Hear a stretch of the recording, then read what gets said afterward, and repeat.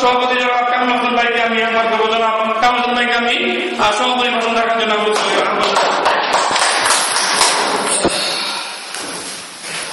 বিসমিল্লাহির রহমানির রহিম। 42তম স্বাধীনতা দিবস উপলক্ষে Italy Awami League Palermo Sicily শাখা কর্তৃক আয়োজিত আজকের এই আলোচনা সভায় উপস্থিত পালেরমো আওয়ামী লীগের বিশিষ্ট ব্যক্তিবর্গ, এখানে উপস্থিত পালেরমো আওয়ামী লীগের কার্যনির্বাহী পরিষদের আমার সহকর্মী সাথী বন্ধুরা, বাংলাদেশ আওয়ামী লীগের প্রাণপ্রিয় ভাইরা, আপনারা আমার প্রথমে সংগ্রামী সালাম ও অভিবাদন গ্রহণ করুন। প্রিয় সাথী বন্ধুরা, আমি প্রথমেই শ্রদ্ধা করে স্মরণ করছি জাতির জনক বঙ্গবন্ধু শেখ মুজিবুর রহমানের রাজনৈতিক ঘনিষ্ঠ সহচর, মুক্তিযুদ্ধের অন্যতম সংগঠক রাষ্ট্রপতি জিয়াউর রহমান সাহেবকে। ভাষা আন্দোলন, স্বাধীনতা সংগ্রাম, মুক্তিযুদ্ধ তথা 1/11 তার সংগ্রামী ভূমিকার কথা আমাদের সকলের জানা।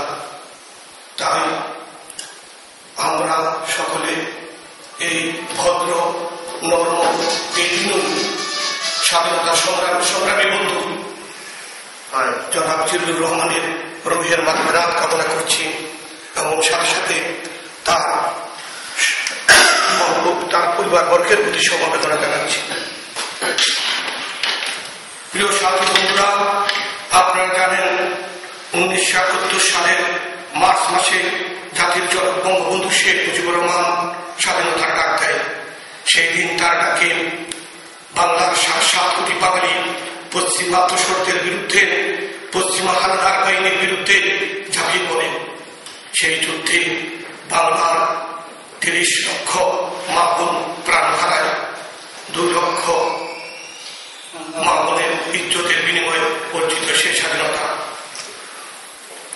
1971 সালের 1975-এর 15ই আগস্ট জাতির জনক বঙ্গবন্ধু শেখ মুজিবের হত্যার মধ্য দিয়ে লুণ্ঠিত হয় বাংলার স্বাধীনতা সার্বভৌমত্ব।